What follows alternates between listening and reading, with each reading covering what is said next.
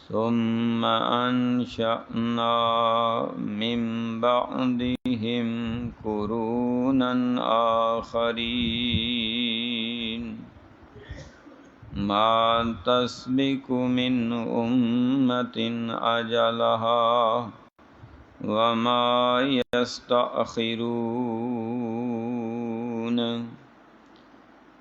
ثم انشانا پھر پیدا کی ہم نے من بعدہم ان کے ہلاک ہونے کے بعد قروناً آخرین دوسری کئی بستیاں ما تسبق من امت نہیں سبقت لے جا سکتی کسی امت سے اجلہا ان کی موت وما یستاخرون اور نہ ہی وہ تاخیر کر سکتے ہیں۔ دو باتوں کا دو آیتوں میں ذکر ہوا ہے۔ کئی قومیں تباہ ہوئیں، ان کی جگہ نئی آباد ہو گئیں۔ موت کا وقت معین ہے، نہ وقت سے پہلے آ سکتی ہے نہ وقت کے بعد آئے گی۔ کئی قومیں گزر گئیں، کئی آباد ہیں، کئی آنے والی ہیں۔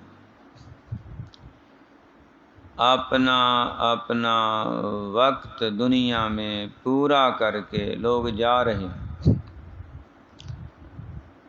سدا بادشاہی ہمیشہ کی سلطنت اقتدار اختیار صرف اللہ رب العزت کے لیے۔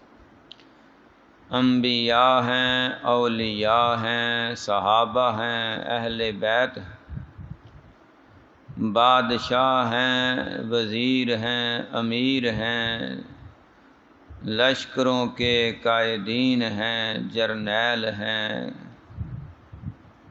اور بڑے بڑے سیاستدان ہیں، سائنسدان ہیں، قاضی قضات ہیں، ہنرمند ہیں، عالم دین ہیں،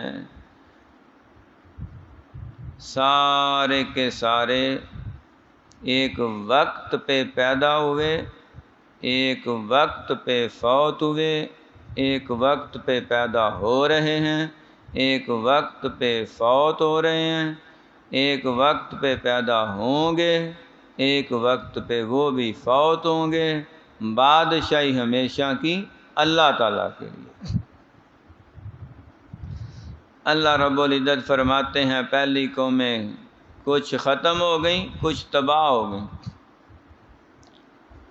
تو ہم نے ان کی جگہ نئی بستیاں آباد کیں، نئی قومیں آباد کیں، نئے لوگ آباد کیے، نئی نسلیں چلائی ہیں، نئے گھر بنائے ہیں، نئے شہر آباد کیے ہیں۔ حضرت عزیر علیہ السلام نے جب بستی فلسطین کو دیکھا، بیت المقدس، تو ایک دشمن بادشاہ نے ساری بستی اجاڑ دی تھی۔ اوپر اونچائی پہ پہاڑ پہ جا کے نیچے گہرائی میں دیکھا تو آج سارا شہر ویران پڑا ہے۔ حیرانگی سے پوچھا اللہ تعالیٰ اس بستی کو کیسے آباد کریں گے؟ تو ایک بستی کا، پورے شہر کا برباد ہونا بھی اتنا آسان نہیں ہے، آباد ہونا بھی اتنا آسان نہیں ہے، وقت لگتا ہے۔ اللہ تعالیٰ نے پریکٹیکلی طور پہ انہی کے اوپر موت کی نیند سلا دی، 100 سال تک وہیں سوئے رہے۔ جب اٹھایا کھانا بھی گرم تھا، پانی بھی تازہ تھا، شربت بھی فریش، جوس وہ بھی ساتھ تھا، کھلایا بھی پلایا بھی، جسم بھی سلامت تھا، لباس بھی سلامت تھا۔ سواری کا انجر پنجر ہو چکا ہے، گدھے خچر گھوڑا جو بھی تھا اس کی ہڈیاں بھی الگ الگ ہو چکی ہیں، آنکھوں کے سامنے ہڈیاں جڑ گئیں، ان کے اوپر گوشت چڑھایا گیا، روح پھونکی گئی۔ اچانک ہی نیزے آبادی میں دیکھا تو سارا شہر چہل پہل کر رہا، گہما گہمی ہے۔ تو پھر یقین آیا کہ اللہ رب العزت جو کہتے ہیں وہ کرنے پہ قادر بھی ہے۔ تو اللہ سبحانہ و تعالی نے کئی قومیں آباد کیں، کئی بستیاں آباد کیں، کئی شہر آباد کیے، کئی ملک آباد کیے اور کئی برباد بھی کیے ہیں۔ ان کی بربادی کے بعد آبادی کرنے والا بھی اللہ تعالیٰ ہے۔ نوح علیہ السلام کی قوم پہ سیلاب کا عذاب آیا، پوری دنیا اس کی لپیٹ میں آ گئی تھی، کہیں پہ کوئی ایسی جگہ نہیں تھی جہاں طوفان نوح کا سیلاب کا پانی نہ پہنچا ہو۔ پھر وہ پانی خشک ہوا اور جو چند ایک لوگ بچ گئے تھے انہیں سے آگے نئی آبادی ہوئی ہے۔ اب دیکھ لو کتنی آبادی ہے، گنی نہیں جا رہی، یہ ساری وہیں سے آباد ہوئے۔ تو اللہ سبحانہ و تعالیٰ اپنی قدرت کے کرشمے دکھاتے ہیں کہ جس طرح ہر سال نئے حشرات الارض پیدا ہوتے ہیں، مچھر کہاں سے آ جاتے ہیں، ایک وقت آتا ہے ختم ہی ہو جاتے ہیں سارے شہر سے، پھر نئے سرے سے اتنی تعداد میں آ جاتے ہیں۔ یہ مینڈک کہاں سے آ جاتے ہیں، ایک وقت ہوتا ہے ختم ہی ہو جاتے ہیں۔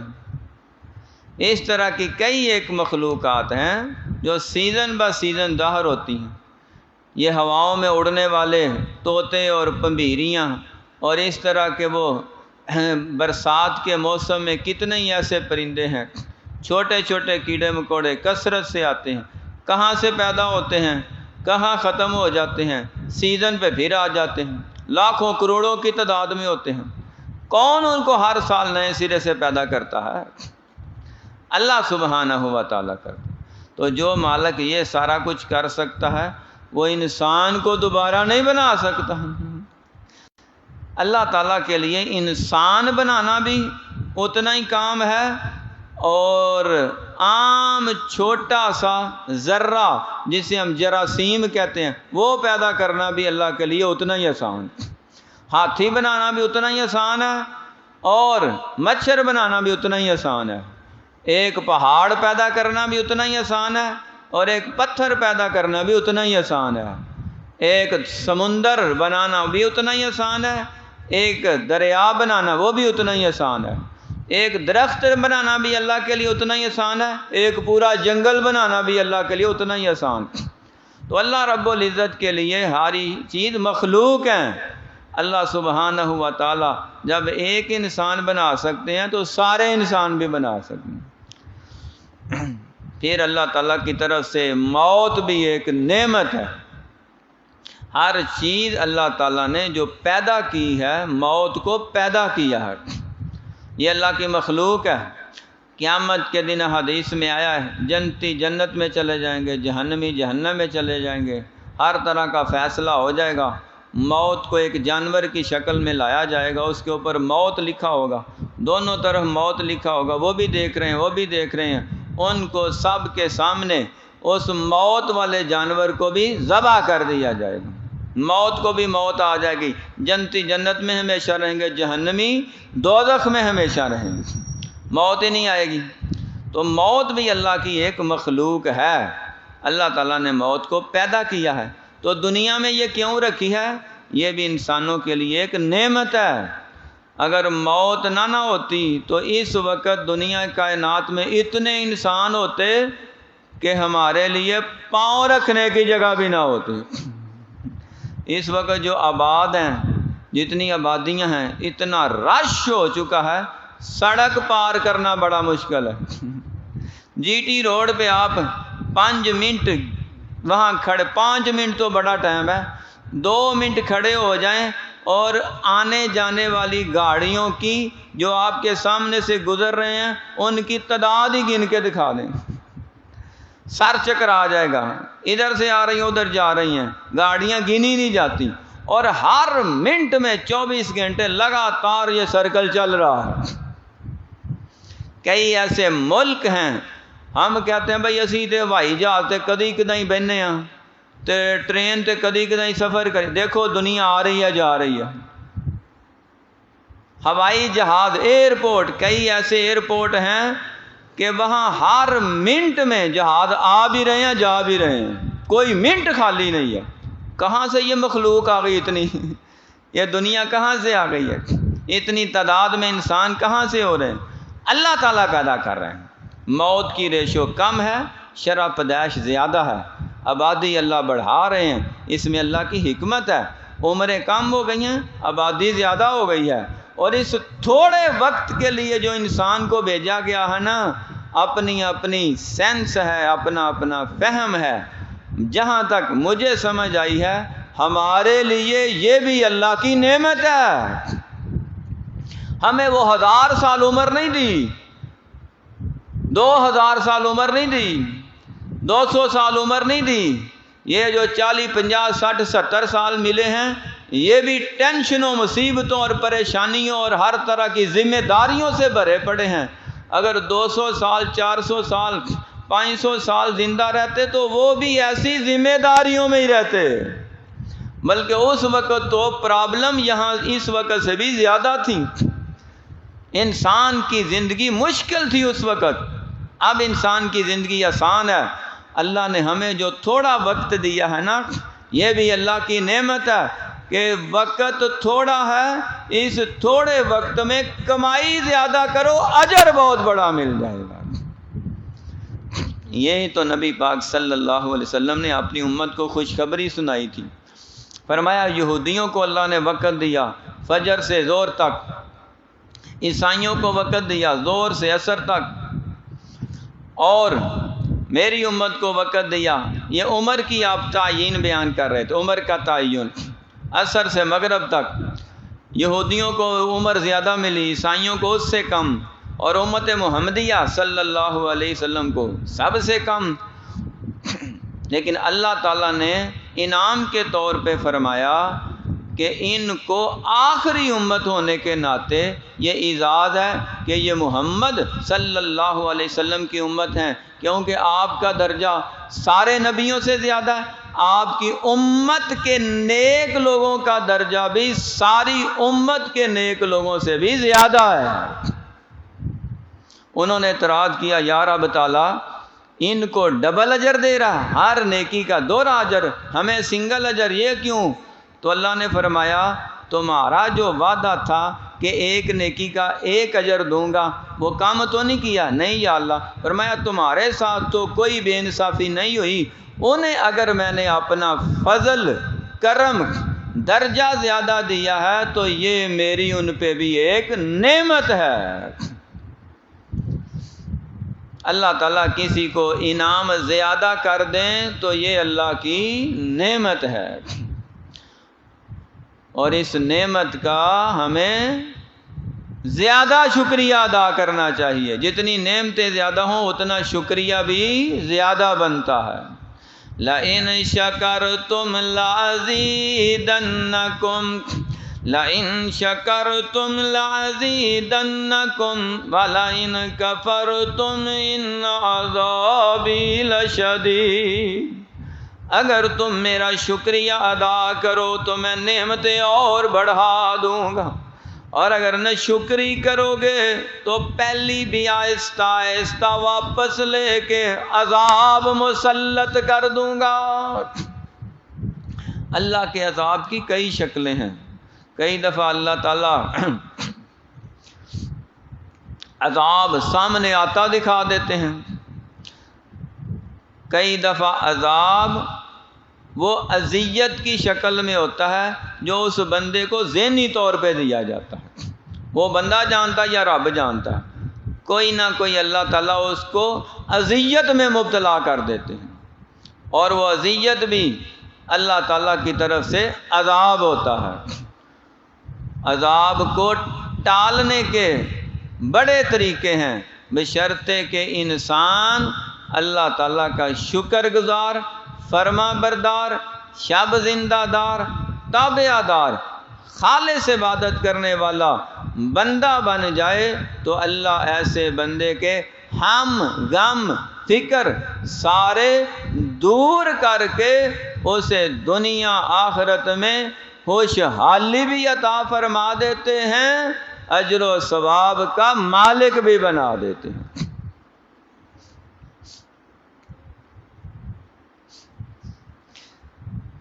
یہ تھوڑی عمر بھی ہمارے لیے اگر ہم اللہ کے حکموں کے مطابق زندگی گزاریں تو یہ پہلی امتوں کے مقابلے میں بھی اللہ کی ایک نعمت ہے۔ موت بھی نعمت ہے، لیکن ہمیں تو نہیں پتا موت کب آنی ہے۔ ہاں، موت کا وقت اٹل ہے۔ اللہ رب العزت نے یہ وقت صرف اپنے پاس رکھا، کسی کو نہیں پتا، حتیٰ کہ انبیاء جو اللہ کے سر سے برگزیدہ ہستیاں ہوتی ہیں ان کو بھی موت کا علم نہیں ہوتا۔ صرف جب موت کا وقت آتا ہے اللہ تعالیٰ فرشتہ بھیج کے ان سے جان قبض کرنے کی فرشتہ اجازت لیتا ہے۔ وقت آ چکا ہوتا سوائے حضرت موسیٰ علیہ السلام کے، جیسے کہ حدیث میں آیا ہے کسی پیغمبر نے بھی فرشتہ اجل کو، ملک الموت کو واپس نہیں بھیجا، خالی واپس نہیں بھیجا، بلکہ وہ اس انتظار میں تھے کہ کب ملک الموت آئے اور ہم اللہ تعالیٰ کے پاس اللہ کے دیدار سے، اللہ تعالیٰ کی ملاقات سے اپنے آپ کو شرف یاب کریں، اللہ رب العزت کے پاس پہنچیں، اللہ کی ملاقات کریں۔ وہ اللہ کی ملاقات کا شوق رکھتے تھے۔ حضرت موسیٰ علیہ السلام نے اسے خالی بھیج دیا، اللہ رب العزت نے خالی نہیں بھیجا بلکہ زخمی کر کے بھیج دیا، آنکھ نکال دی۔ تو صحیح حدیث میں آیا اللہ تعالیٰ نے اپنی قدرت کاملہ سے، چونکہ وہ فرشتہ انسانی روپ میں آیا تھا اور اس نے آ کے کہا کہ میں آپ کی جان لینے آیا ہوں، تو اس انداز سے موسیٰ علیہ السلام نے زور سے تھپڑ مارا، آنکھ زار آ گئی۔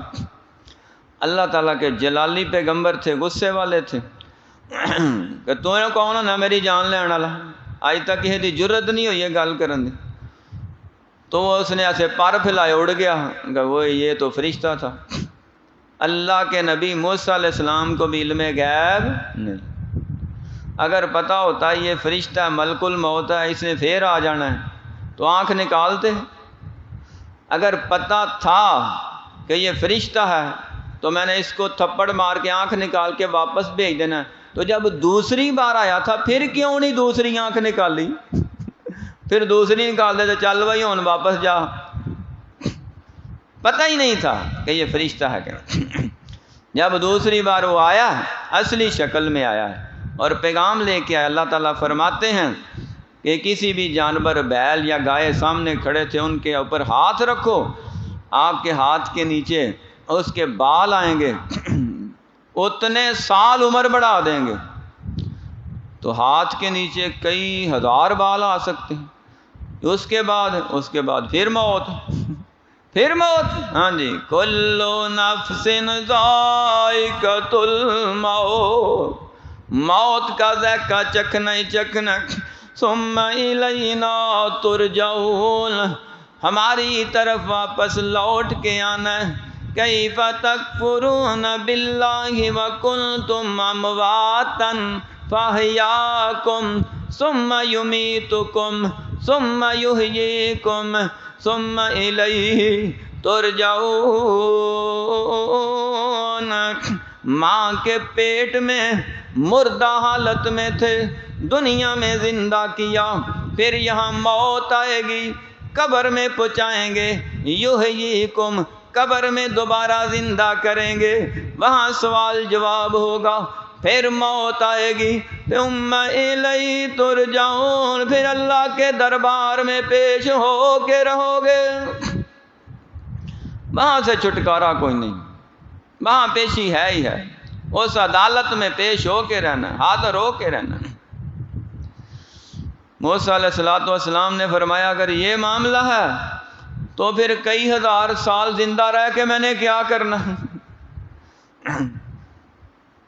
ابھی اللہ کے پاس چلتے ہیں، حضور پاک صلی اللہ علیہ وآلہ وسلم کے پاس جب فرشتہ اجل آیا تو آقا علیہ السلام پہلے ہی منتظر تھے۔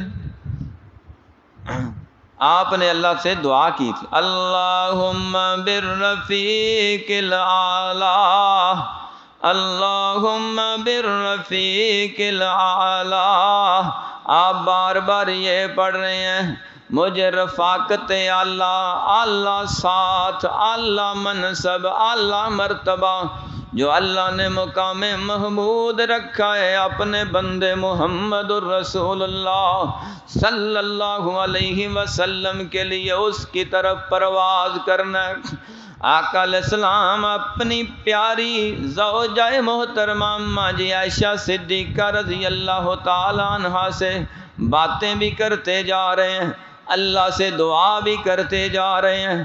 آخری کلمات میں فرمایا، اے عائشہ، اللہ نے ایک بندے کو اختیار دیا ہے، چاہے وہ دنیا میں رہے چاہے آخرت کو پسند کر لے، اس بندے نے اللہ کے پاس جانے کو پسند کر لیا۔ کچھ دن پہلے یہی باتیں صحابہ سے کرتے رہے ہیں، صدیق اکبر زارو زار روتے رہے ہیں، وہ بندہ جسے اللہ اختیار دے زندہ رہنے کا یا اللہ کے پاس جانے کا، سوائے محمد کے اور ہو ہی نہیں سکتا صلی اللہ علیہ وسلم۔ انبیاء کے علاوہ یہ اختیار اللہ کسی کو نہیں دیتے۔ فرمایا اللہ تعالیٰ نے اس بندے کو اختیار دیا اور اس بندے نے اللہ کے پاس جانے کو پسند کر لیا۔ اماں جی فرماتے ہیں آپ یہ باتیں کر ہی رہے تھے، میرے بھائی عبد الرحمن گھر میں آئے، اپنی بہن کے گھر میں آئے، آقا علیہ الصلوۃ والسلام کی عیادت کے لیے آئے۔ حضرت صدیق اکبر نے بھیجا تھا، جاؤ پتہ کرو حضور کا حال کیا ہے، کیفیت کیا ہے۔ بار بار لگاتار آ رہے ہیں، کبھی کوئی آ رہا ہے کبھی کوئی آ رہا ہے۔ تو ان کے ہاتھ میں مسواک تھی، آقا علیہ السلام کی نظریں مسواک پہ لگ گئیں۔ فرماتی ہیں میں نے آپ کے مزاج کو سمجھا، مسواک اس سے لی، اپنے منہ میں چبائی، دانتوں سے نرم کیا، آقا علیہ الصلوۃ والسلام کو پکڑا دی۔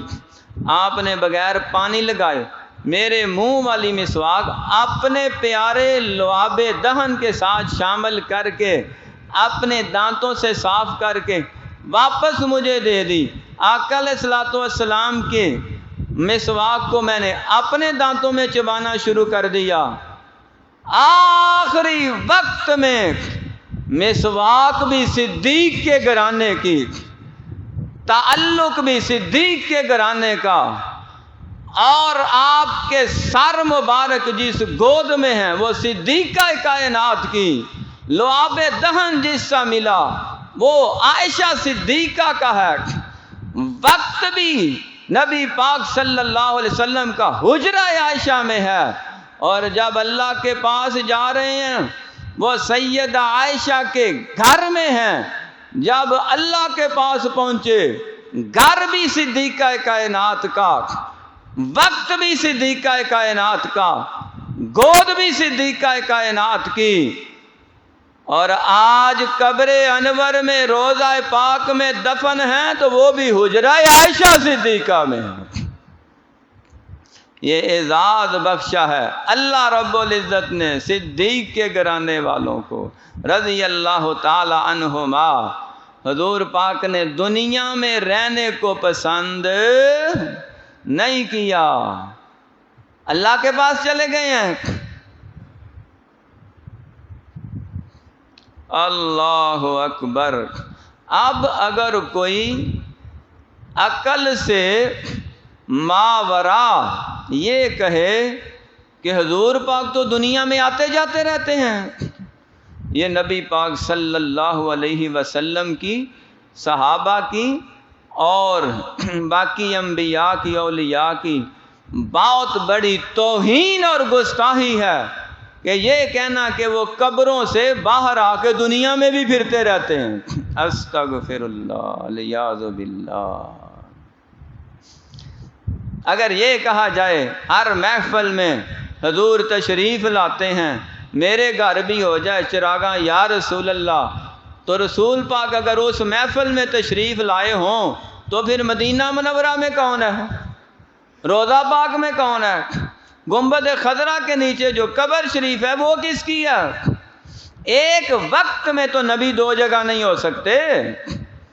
جب آپ مکے میں تھے مدینے میں نہیں تھے، جب مدینے میں تھے مکے میں نہیں تھے، جب بدر میں تھے احد میں نہیں تھے، جب احد میں تھے حنین میں نہیں تھے، حنین میں تھے تبوک میں نہیں تھے، تبوک میں تھے خیبر میں نہیں تھے، خیبر میں تھے آپ اپنے حجرے میں نہیں تھے، جب گھر میں ہوتے مسجد میں نہیں تھے، مسجد میں ہوتے گھر میں نہیں ہوتے تھے۔ آقا علیہ الصلوۃ والسلام کے 9 گھر تھے، ایک گھر میں ہوتے تھے، باقی گھروں میں نہیں ہوتے تھے۔ آقا علیہ الصلوۃ والسلام جب جہاد پہ ہوتے شہر میں نہیں، جب حج پہ ہوتے گھر میں نہیں، ایک وقت میں نبی ایک جگہ ہے۔ اب آپ قبر شریف میں ہیں، آپ کی روح مبارک جنت الفردوس میں ہے۔ انبیاء اولیاء ان کی ارواح علیین میں ہیں، اعلیٰ علیین میں ہیں، جنت میں ہیں۔ اور اگر وہ ادھر ہی پاکستان، ہندوستان، انگلستان، افغانستان، امریکہ، افریقہ، یہ ایشیا، یورپ میں ہی اگر روحیں گردش کرنی ہے تو پھر فوت کرنے کا کیا مقصد تھا؟ پھر زمین کے اوپر ہی اللہ رہنے دیتے۔ میں آپ سے ایک سوال کرتا ہوں، ہر بندہ اپنے اپنے دانش میں بڑی سمجھ رکھتا ہے۔ جب انسان زندہ ہوتا ہے اس وقت زیادہ دنیا کا اور دین کا کام کر سکتا ہے یا جب فوت ہو جاتا ہے؟ ابھی دفن نہیں ہوا، صرف فوت ہو گیا ہے، اس کی ڈیڈ باڈی، میت جسد خاکی زمین کے اوپر ہے، کفن میں لپٹا ہے، دفن نہیں ہوا، تو کیا وہ زندوں کی طرح اسی طرح کام کر سکتا ہے جیسے زندہ ہونے کی حالت میں کام کرتا تھا؟ جب ایک بندہ فوت ہو کے دفن ہونے سے پہلے زندوں کی طرح نہ دنیا کا کام کر سکتا ہے نہ دین کا کام کر سکتا ہے، تو مرنے کے بعد قبر میں جا کے وہ دنیا داری کے کیسے کام کر سکتا ہے؟ یہ تو دین سے بھی دور ہے، عقل سے بھی دور ہے۔ تو موت کے بارے میں جو قرآن کا کنسیپٹ ہے، اللہ رسول کا بتایا ہوا عقیدہ ہے کہ جو انسان دنیا سے چلا جائے پلٹ کے دنیا میں واپس آ ہی نہیں سکتا۔ بخاری شریف میں حدیث ہے، حضرت جابر رضی اللہ تعالیٰ عنہ کے والد گرامی تھے حضرت عبداللہ انصاری رضی اللہ تعالیٰ عنہ، بڑی ہی دریلانہ جوان مردانہ زندگی گزاری اور بڑے ہی جان فشانی سے، جان ساری سے شہادت کا رتبہ پایا۔ اللہ رب العزت نے، حضور پاک صلی اللہ علیہ وسلم نے فرمایا، اللہ تعالیٰ نے سارے نورانی پردے ہٹا کے حضرت عبداللہ انصاری کو اپنا دیدار بھی عطا فرمایا، جنت الفردوس کا مقام بھی عطا فرمایا، اور پوچھا اے عبداللہ تمہاری یہاں کوئی خواہش ہے؟ یا اللہ سب کچھ ہے، کچھ بھی نہیں، میں پھر بھی۔ بخاری شریف میں حدیث ہے، حضرت عبداللہ کہنے لگے یا اللہ ایک خواہش ہے۔ اللہ تعالیٰ پوچھ بھی رہے ہیں، وہ بتا رہے ہیں کیا خواہش ہے؟ مجھے دوبارہ دنیا میں بھیج دے، دوبارہ احد کا میدان سجے اور آقا علیہ الصلوۃ والسلام ہمارے جرنیل وقت ہوں، امیر لشکر ہوں، ہم ان کی قیادت میں کافروں سے جہاد کریں، دوبارہ میں شہادت کا رتبہ حاصل کر کے دوبارہ یہاں آؤں۔ ایک مرتبہ شہید ہونے سے اتنا کچھ مل گیا ہے، دوبارہ شہید ہو کے آؤں گا پتہ نہیں کیا کچھ ملے گا۔ تو اللہ نے کیا فرمایا؟ عبداللہ یہ تیری خواہش پوری نہیں ہو سکتی، کیونکہ یہ میرا اصول ہی نہیں ہے۔ یہاں جنت میں جو مانگنا ہے مانگ لو، واپس دنیا میں نہیں جا سکتے۔ جب احد کا اتنا بڑا شہید اللہ تعالیٰ کے پوچھنے پر بھی دوبارہ دنیا میں نہیں آ سکتا، تو آج کل کا کوئی مرشد، کوئی پیر، کوئی ولی دوبارہ دنیا میں آ سکتا ہے؟ آ ہی نہیں سکتا۔ جو علیین میں ہیں وہ آتے ہی نہیں، اور جو سجین میں ہیں انہیں کوئی آنے نہیں دیتا۔ جب ہم اس دنیا میں نہیں تھے، قرآن پاک کے عقیدے کے مطابق ہماری ارواح، ہماری روحیں عالم ارواح میں تھی۔ 4 جہان ہیں، عالم ارواح، عالم دنیا، عالم برزخ، عالم آخرت۔ جب ہم عالم ارواح میں تھے اس وقت ہم عالم دنیا میں نہیں تھے، اب ہم عالم دنیا میں ہیں، عالم ارواح میں نہیں، نہ کوئی عالم ارواح میں واپس جا سکتا ہے۔ اب ہم عالم دنیا میں ہیں، عالم برزخ میں نہیں، نہ کوئی اپنی مرضی سے عالم برزخ میں جا سکتا ہے۔ جب عالم برزخ میں ہوں گے تو واپس نہ ہی عالم دنیا میں آ سکیں گے، نہ ہی عالم ارواح میں آ سکیں گے۔ پھر چوتھا جہان عالم آخرت کا، جہاں سارے حشر کے میدان میں اکٹھے ہوں گے، وہاں تو بلک بلک کے، تڑپ تڑپ کے، ایڑیاں رگڑ رگڑ کے جو جہنمی ہوں گے وہ اللہ سے ترلے منتیں کر کے کہیں گے ربنا اخرجنا منہا، ربنا اخرنا، یا اللہ ایک دفعہ ہمیں مہلت دے دے، ہمیں دوبارہ دنیا میں بھیج دے۔ اللہ فرمائیں گے یہ میرا قانون ہی نہیں، جو دنیا سے آ جائے دوبارہ دنیا میں جا ہی نہیں سکتا۔